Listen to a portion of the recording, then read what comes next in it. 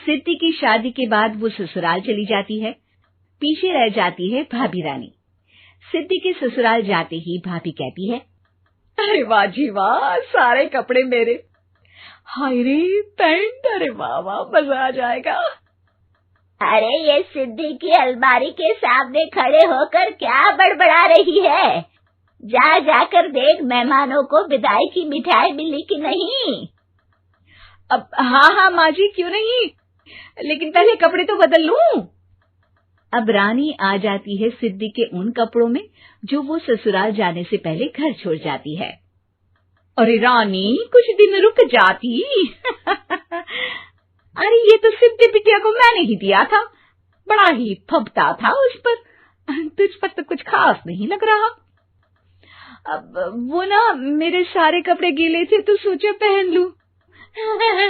वैसे भी सिद्धि को कौन सा भी पुराने आउटडेटेड कपड़ों को पहनना है। वैसे भी ये सूट तो मैंने तभी पहना था, वैसे खास है भी नहीं ये। हाँ ठीक है, लेकिन ना मेरी सिद्धि पर तो जमता था। सारे मेहमान चले जाते हैं और सिद्धि ससुराल से मायके पहली बार आती है। अपना घर, अपना कमरा, अपनी अलमारी। ये बोलकर जैसे ही सिद्धि अलमारी खोलती है तो सामने उसके कपड़ों की जगह कुछ और ही रखा होता है। माँ, जरा कमरे में तो आना। सास और रानी वहां पहुंच जाते हैं। रानी ने पहनी होती है सिद्धि की जींस और टी शर्ट। अरे भाभी, ये क्या? ये तो मेरी बड़ी ही महंगी टी शर्ट है, इसे आपने घर में क्यों पहनी है? अरे बहुत मिलती है दीदी ये चौक की मार्केट में, 150 में। ओ भाभी प्लीज, ये एरोपोस्टल है, 2000 की एक टी शर्ट। ओहो, 2000 में तो दीदी 4 साड़ी आ जाए। अब क्या बोलूं? भाभी, ये मेरी अलमारी में छोटू के कपड़े, तो मेरे कपड़े कहाँ हैं? मेरी अलमारी में? अब दीदी आपको कौन से पुराने कपड़े पहनने थे? माना भाभी, लेकिन मैं जब घर आती तो यही सब पहनती ना। अरे तुम तो बड़ी कंजूस हो दीदी। खैर, वक्त आता है जब सिद्धि ससुराल के लिए रवाना हो रही होती है।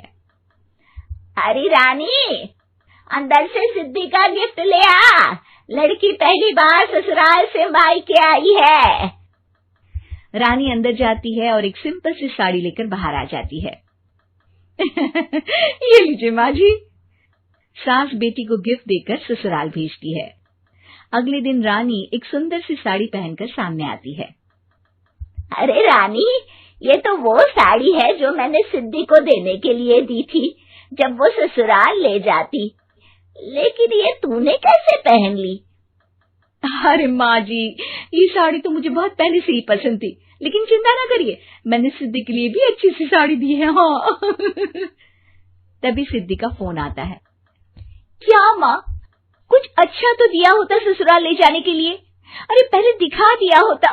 ये चमकते हुए पैकेट में नौकरानी वाली साड़ी मत दिया करो माँ। अरे बेटे, वो तेरी भाभी ने ना गलती से उससे पैकेट बदल गया। हाँ, मैं कल ही तेरे भाई के हाथ से तेरा वाला पैकेट भेज दूंगी। अरे रहने दो माँ, आई एम श्योर भाभी ने अभी वही साड़ी पहनी होगी जो तुमने मेरे लिए रखी थी। तुम तो समझ नहीं पाई उनको। खैर छोड़ो, मैं ज्यादा बोलती अच्छी नहीं लगती, रहने दो, आपको उन्हीं के साथ रहना है, फिर बात करेंगे। सास को रानी पर गुस्सा आ जाता है। वो उसके कमरे में जाती है जहाँ वो शादी का एल्बम देख रही होती है। रानी, मार्केट जाकर एक ऐसी ही साड़ी लेकर आ, कल प्रतीक जाकर सिद्धि के घर दे आएगा। अरे क्यों माँ जी, कितनी साड़ी देनी है दीदी को? यहाँ कोई सेल लगी है क्या? अरे चुप कर, मेरे बेटी के हिस्से की साड़ी खुद पहन ली, अब ज्यादा ज्ञान बांट रही है। एक दिन सिद्धि का फोन आता है। माँ, मेरी सास ने आप सबको खाने पर बुलाया है। सारे लोग सिद्धि के ससुराल पहुंचते हैं। खाना खाकर वो लोग निकल रहे होते हैं कि सिद्धि की सास सभी को गिफ्ट देती है।